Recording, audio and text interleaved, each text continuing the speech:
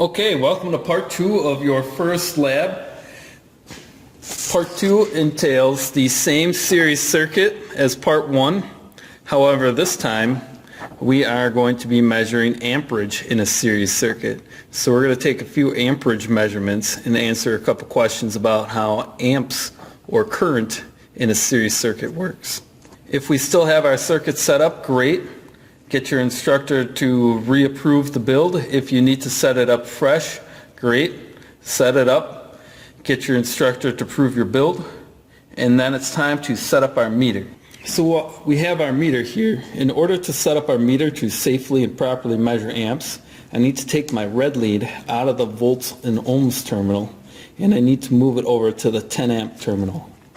I'm going to use the 10 amp terminal first because if we don't really know, because either we didn't do any calculations or we're just not sure of how many amps or how much current might be in the circuit, the 10 amp terminal is safer than going to the smaller 300 milliamp terminal, so that we don't accidentally blow our fuse. And then I'm going to turn my rotary dial to the 10 amp position. Now what I've done is I've set my meter up to properly measure amps. I've also turned it into a fuse jumper wire. So I have to be very careful about how I take my measurements. Otherwise, I'm going to pop a fuse in the circuit, or I'm going to pop the fuse in the meter. Okay, so our first circuit measurement is going to be at the fuse. If I power up the circuit, you can see that it's a working circuit.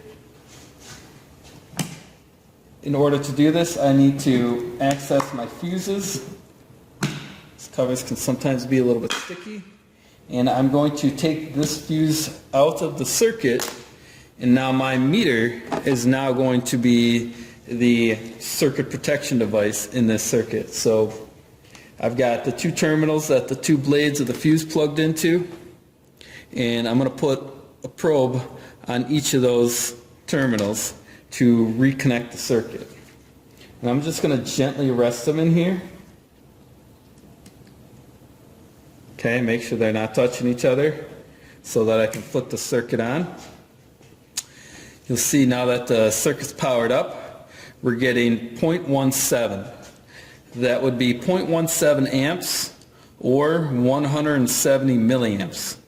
Now that I know how much current is in my circuit, and I know that it's below the 300 milliamps that the fuse is rated for, I could now safely switch over to the milliamp circuit. We're just taking some basic measurements, so I'm going to leave it there for now. I'm going to power off the circuit. That's mainly to prevent any accidental shorts while I'm dealing with my probes. I'll put the fuse back in, and now we are going to take measurements at the bulbs. We'll start with measurement at bulb number 1. In order to take amps measurement in our circuit, we need to break the circuit open and then reconnect the circuit with our probe. So I'm going to break the circuit open by unplugging my lamp 1. I'm going to hook in my positive probe to one wire, and my black probe is going to go to the other connection on the marker bulb. And so when I turn my circuit back on, you can see my circuit still works, and I have my measurement. Notice that it's 0.17 amps here as well. Switch it back off. I'll reconnect my circuit here. I'm going to break it and take the amps measurement at bulb number 2. Turn my circuit back on. You'll notice that once again it's working. My meter is acting as a fuse jumper wire, as well as counting the amps and telling me how much current is in the circuit, which again is 0.17 amps. Interestingly enough, that's the same as previously, and that would be expected because there's only one path for electricity to flow, so no matter where I measure it, we should have the same amount. Okay, at that point, there'd be a couple of quick questions at the bottom of your sheet to answer. Then it would be time to power down your circuit, wrap up your meter, make sure you switch it off to conserve battery life.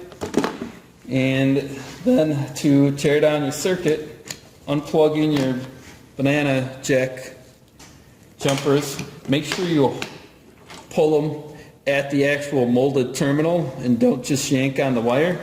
That's how these wires get damaged and then they don't work very well.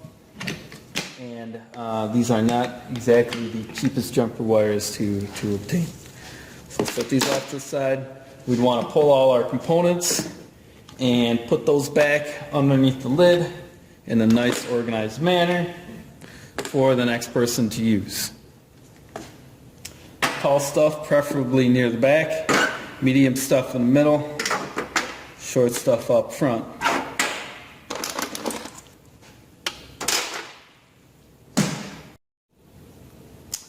Oh, and one last thing here, guys, with your meter, turned it off. That's fantastic if you turned it off. But since we were recently taking amps measurements, this is still there.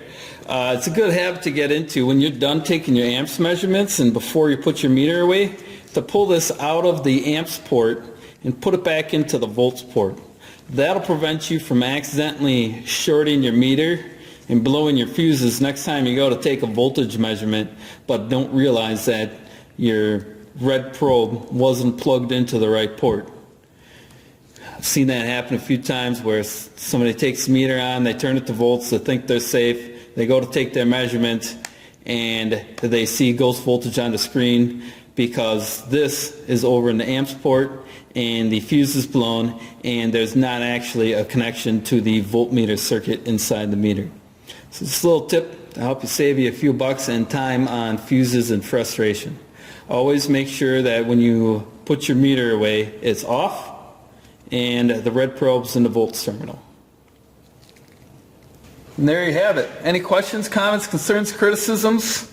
Leave them below or come find me. Thanks for watching.